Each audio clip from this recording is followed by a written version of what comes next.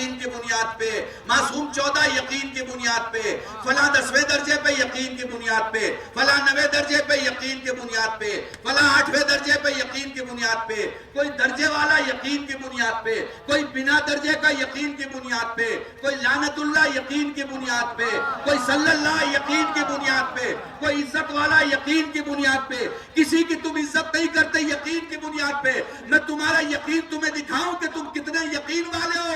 سنو، 15 کروڑ روپے پہ اتنا بھروسہ نہیں کرو گے جتنا 2 روپے کی امام زمین پہ بھروسہ کرو.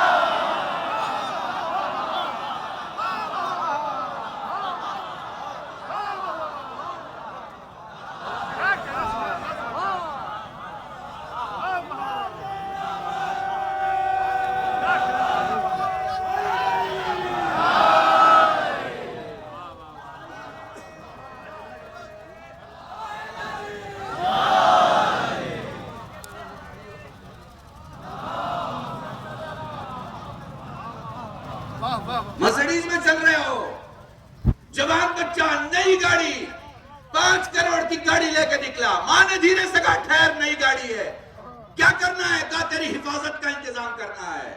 دھیرے سے اس نے امام زمین 2 روپیہ بندھا ہوا. میں پوچھ رہا ہوں میری بہن، 5 کروڑ کی گاڑی نہیں بچا پائے گی، پھر تمہارا 2 روپیہ وہ کہے گی مولانا وہ گاڑی دنیا کی ہے، یہ میرے مولا کا ہے.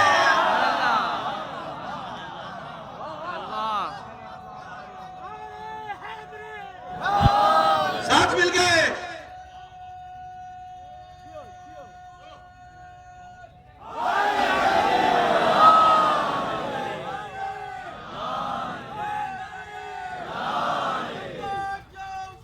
سلامت رہو.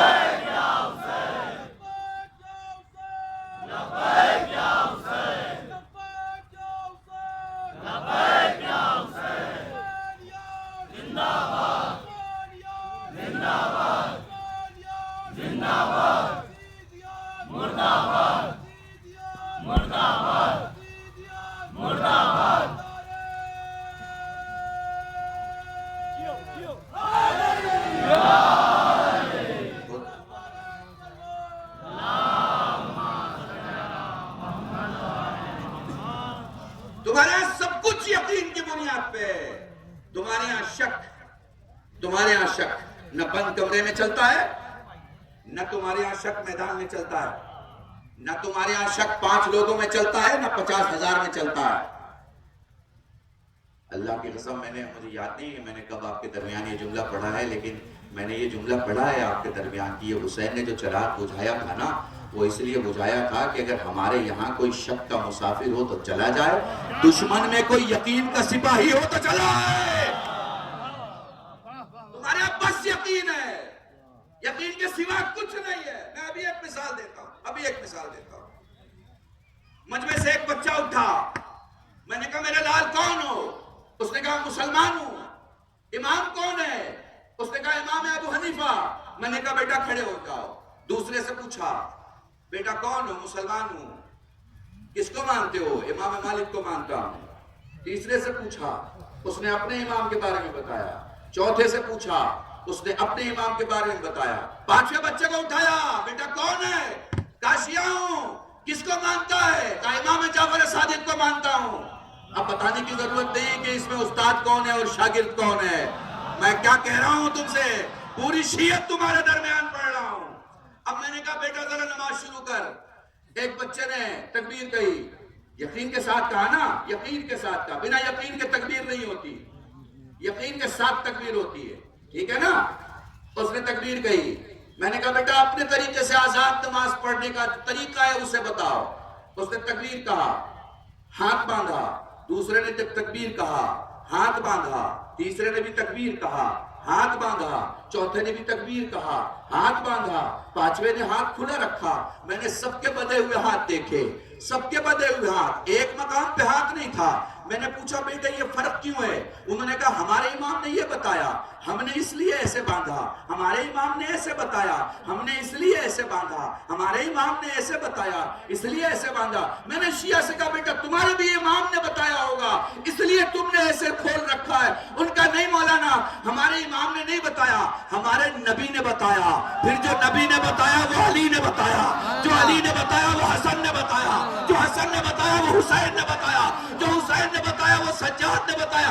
دنیا بدلتی ہے، شیعت کے جواب نہیں بدلتے.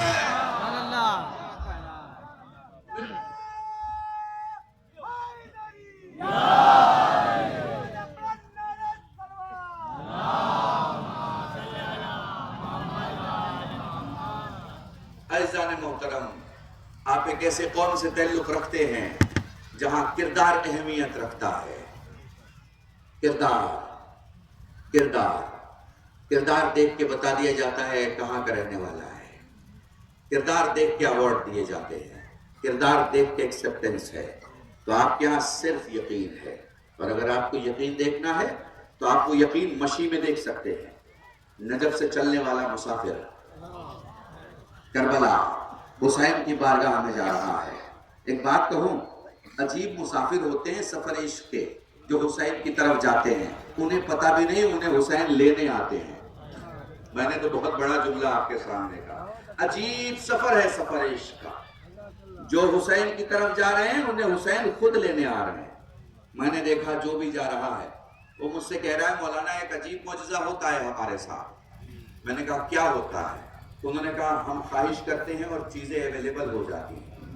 ہم نے چائے سوچا اور چائے مل گئی. ہم نے بریانی سوچا اور بریانی مل گئی. ہم نے کھانا سوچا اور کوئی کھانا لے کے آ گیا. ٹھیک ہے نا؟ میرا ایک جملہ ہے خطابت کا، دنیا یہ بتاتی ہے کہ اتنے لوگ کربلا آئے، اس پہ تعجب نہیں ہوتا کہ 2 کروڑ گئے یا 4 کروڑ گئے. اس پہ تعجب ہوتا ہے کہ کھانے والے کم ہیں، کھلانے والے زیادہ ہیں. پیاسے کم ہیں، پانی پلانے والے زیادہ ہیں. فیسیلیٹی لینے والے کم ہیں، فیسیلیٹی دینے والے زیادہ ہیں. اب ایک احساس کا جملہ جو شاید آج کی مجلس کا میسیج ہو اگر محسوس کر پائیں.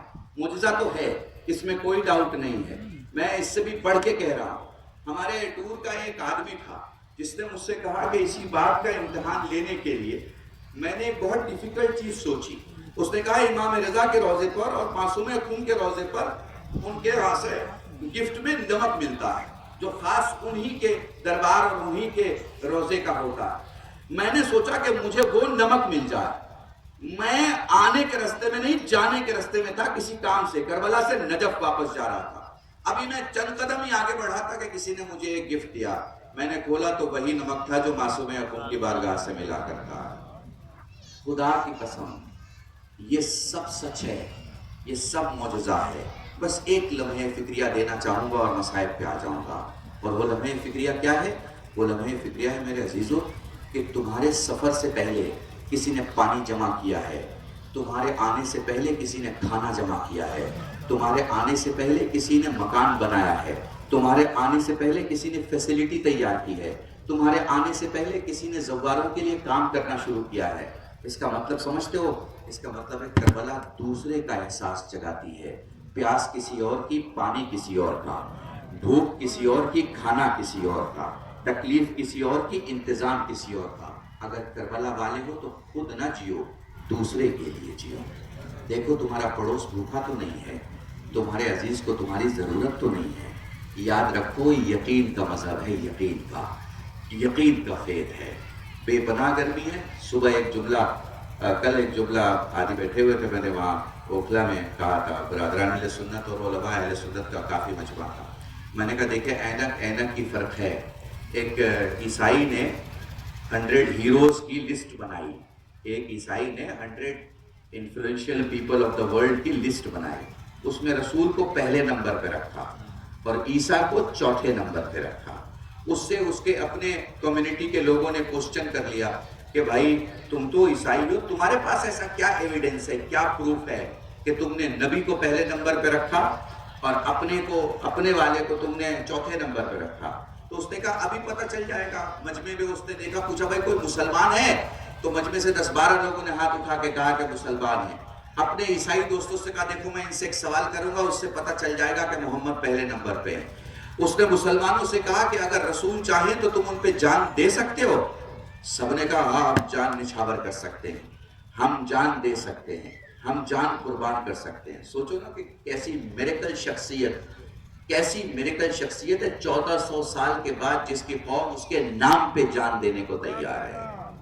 محسوس کر پا رہے ہیں آپ؟ اس نے کہا اپنے لوگوں سے کہ دیکھو یہ وہ قوم ہے کہ جو اپنے رسول کے نام پہ جان دے سکتی ہے. اب آپ اگر محسوس کر پائیں تو محسوس کر لیجئے گا کہ مسلمانوں کی جان محمد میں بستی ہے. مسلمانوں کی جان محمد میں بستی ہے. اگر شیعت کا چشمہ پہن لو تو محمد کی جان حسین میں بستی ہے. تب دکھائی دے گا تمہیں حسین میں بستی ہے. پر حسین کی جان چند شخصیات میں بستی ہے، اور ان شخصیات کا میں نام لینا چاہوں گا چونکہ انہی کے تبرکات لے کے تم اس جلوس کو آگے بڑھ رہے ہو. دو جملے پڑھتا چلا جاؤں گا، سمجھتے چلے جانا. مصائب عالم یا ذاکر یا خطیب کے بیان سے نہیں، آپ کے اس تصور سے ہے کہ آپ کہاں بیٹھے ہیں، آپ کا سامنا کس سے ہے، کون سامنے ہے. میں ایک روایت آپ کو سنا دیتا ہوں، میرے بھائی موجود ہیں، تصدیق کریں گے. سید سجاد نے ایک مجلس برپا کی اور بہت سے لوگوں کو بلایا. مولا نے ذکر کیا، سب رو رہے تھے، گریا ہو رہا تھا. مولا نیچے آئے، سب کے بیچ گریا کیا اور پھر اچانک دکھائی نہیں دیے. سب پریشان ہو گئے. سب نے کہا کہ دیکھو علی ابن حسین کہاں ہے. جب دیکھا تو باہر وہاں بیٹھے تھے جہاں سب اپنی چپلیں اتار گئے. سب نے ہاتھوں کو جوڑ کے کہا مولا ہماری جان آپ پہ فدا، آپ ہمارے امام ہیں، ہم یہ حالت نہیں دیکھ سکتے. کہا تم کس کے عزادار ہو؟ کہا مولا آپ کے بابا کے. کہا پھر میری ذمہ داری ہے کہ میں دنیا کو بتاؤں کہ تمہارا احترام کیا ہے، تمہاری عظمت کیا ہے. سید سجاد نام لو تو کلیجہ روتا ہے، سوچو تو ذہن روتا ہے، پڑھو تو پورا وجود روتا ہے. سید سجاد باقر نے یہی تو کہا نا، آپ کے مولا نے بابا کی کلائی تھام کے کہی بابا تھوڑی دیر کے لیے سو جاؤ، بابا کچھ کھا لو، بابا تھوڑا پانی پی لو. یہی فرماتے تھے نا. باقر میں کیا کروں کہ میں آنکھیں بند کرتا ہوں تو مجھے کربلا دکھائی دیتی ہے. جزاکم اللہ. خدا تمہیں کوئی غم نہ دے سوائے غم سید الشہداء کے. مجھے نہیں پتا اس جگہ کا نام کب سے مقتل ہے اور کیوں اسے مقتل کہا جاتا ہے، مگر جس زمین پہ تم بیٹھے ہو وہ مقتل ہے جو کل بدل جائے گی. چلو میں تمہیں اس مقتل میں لے کے چلتا ہوں جو 1400 برس سے بالکل نہیں بدلی. آج بھی وہ مقام موجود ہے جہاں حسین نے علی اصغر کو زمین پہ رکھا تھا. آج بھی وہ جگہ موجود ہے جہاں علی اکبر نے گھوڑے کو روک کے کہا تھا بابا آپ تو مجھے بھیج چکے، پھر دوڑ کے کیوں آ رہے ہو.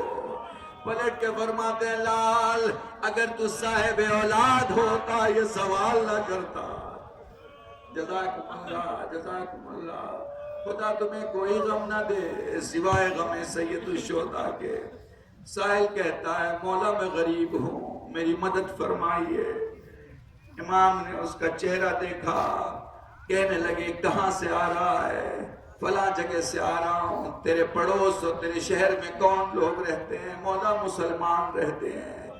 یہ بتا خدا نہ کرے اگر تم مر جائے تو لوگ کیا کریں گے؟ وہ کہتا ہے دفن کریں گے. مسلمان تو میتوں کو دفن کرتے ہیں، چھوڑا نہیں کرتے.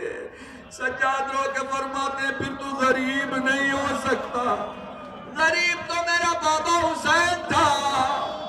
جزاکم اللہ جزاکم اللہ. خدا تمہیں کوئی غم نہ دے سوائے غم سید الشہداء کے. اس مقتل میں بیٹھے ہو، اس مقتل میں بیٹھے ہو.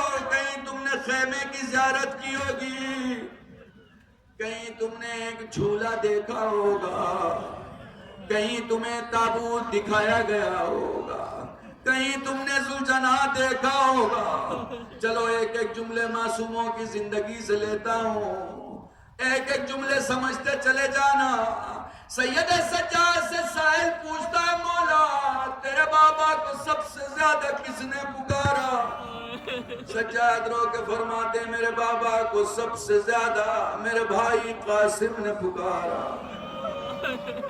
وہ سوال کرتا ہے مولا وہ کیوں؟ فرمایا قاسم اکلوتا شہید ہے جس کے پاؤں رکاب میں پھنس گئے تھے. پھر یوں ہوا کہ جدھر جدھر گھوڑا جاتا ادھر ادھر قاسم کھستا ہوا جاتا. پھر یوں ہوا کہ ادھر کے گھوڑے ادھر ہو گئے اور ادھر کے گھوڑے ادھر. فارسی کے ایک شاعر کا شعر اسے ترجمہ کر کے سمجھانے کی کوشش کر رہا ہوں. اگر محسوس کر سکو تم میں کوئی ضرور ہوگا جس کا کوئی جوان بھتیجا ہوگا. میں تمہیں خاص تمہاری خدمت میں پیش کرتا ہوں. شاعر کہتا ہے جب ہاتھ پہ چوٹ لگتی ہے جہاں چوٹ لگتی ہے وہاں سوج جاتا ہے, جسم پھول جاتا ہے. وہ کہتا ہے قاسم کے جسم پر اتنی چوٹیں تھی کہ چہرہ سوج گیا تھا. پھر وہ لکھتا ہے سوجے چہرے کی آنکھیں سوج جاتی ہیں. آنکھیں سوج جائیں پھر کھولنے سے بھی نہیں کھلتی. آدمی کوشش ضرور کرتا ہے مگر آنکھیں نہیں کھلتی. وہ کہتا ہے وہ کیسا وقت ہوگا جب حسین نے قاسم کے چہرے کو ہاتھ میں لے کے کہا ہوگا میرے لال آنکھیں کھول تیرا چچا دیکھنا چاہتا ہے. ہائے رے قاسم کی آنکھیں نہیں کھلی. جزاکم اللہ جزاکم اللہ. میں تمہیں اگلی منزل پر لے کے چلنا چاہتا ہوں. چلو اس منزل کو یاد کریں جہاں مدینے میں سائل سید سجاد سے پوچھتا ہے میرے مولا بتا تیرے بابا کے لیے سخت ترین منزل کون سی تھی. وہ پلٹ کے یہ سوچتا ہے بتائیں گے مولا کہ عباس کے بازو کا کٹنا, اکبر کے سینے سے برچھی کا پھل نکالنا, یا بہت سارے مصائب میں کسی مصیبت کا تذکرہ کریں گے. لیکن میرے مولا کہتا ہے میرے بابا کے لیے سخت ترین منزل تھی علی اصغر کو گود میں لے کے کھڑا رہنا. وہ کہتا مولا وہ کیوں کا شریعت کا اصول ہے جب کوئی آخری ہچکی لے اسے 2 گھونٹ پانی ضرور دینا چاہیے. جب شہداء نے آخری ہچکی لی میرے بابا نے گردن موڑ لی کیونکہ پلانے کے لیے پانی نہ تھا. مگر جب میرے علی اصغر نے آخری ہچکی لی حسین نے گردن موڑنا چاہیے. میرے بھائی نے ہاتھوں کو اٹھایا بابا میرا سلام لے لے. بابا گردن نہ موڑ. بابا اماں سے کہنا میں نے ہنس کے تیر کھایا. جزاکم اللہ جزاکم اللہ. چلو میں اس منزل پر لے آیا جہاں حسین رخصت آخر کے لیے خیمے میں آئے. حسین خیمے سے باہر نکلے گھوڑے پہ سوار ہوئے. کبھی دائیں دیکھا کبھی بائیں دیکھا. تم تو سمجھدار ہو بچپن سے ماں نے تمہیں مصائب بیٹھ کے سننا سکھایا ہے. تمہیں رلانے کے لیے مجھے کسی جملے کی ضرورت نہیں ہے. وہ لو میرا امام گھوڑے پہ سوار ہوا, وہ لو میدان میں آیا. چاروں طرف سے تیر و تبر کی بارش ہوئی. میرا مظلوم امام گھوڑے پہ سنبھل نہ سکا. حسین گھوڑے سے زمین پر آئے. علامہ حافظ کی قائد حسین مرحوم بڑا عجیب جملہ نقل فرماتے ہیں. وہ کہتے جب حسین گھوڑے سے زمین پہ آئے تھوڑی دیر کے بعد ذوالجلال نے حسین کا طواف کیا. کہتا ہے مولا بس ایک کام کر خود کو میری پیٹھ پہ ڈال دے. فرماتے ہیں کیا کرے گا؟ تیرے نانا کے روضے پہ لے جاؤں گا, تیرے ماں کی مرقد پہ لے جاؤں گا, تیرے بابا کی قبر پہ لے جاؤں گا. ذوالجناب وہ دیکھ میرے نانا موجود ہے, وہ دیکھ میرا بابا موجود ہے, وہ دیکھ میری ماں موجود ہے. مگر اگر تو کچھ میرے لیے کرنا چاہتا ہے تو ایسا کر کے میرے بازوؤں کے درمیان اپنی گردن ڈال دے. ذوالجناب نے گردن ڈالی, کہا ذرا اٹھا, ذرا اور اٹھا, ذرا اور اٹھا. مولا کیا دیکھنا چاہتے ہو؟ ذرا دیکھو تو صحیح میرا علی اکبر کہاں سو رہا ہے, ذرا دیکھو تو صحیح میرا عباس. جزاکم اللہ. بس آخری روایت مجھ سے سن لو اور مجلس تمام ہے. شام میں یزید نے شمر سے سوال کیا بتا تو نے حسین کو کیسے قتل کیا؟ وہ کہتا ہے میں نے حسین کو 12 یا 17 ضربوں میں شہید کیا. پتہ ہے آپ کو؟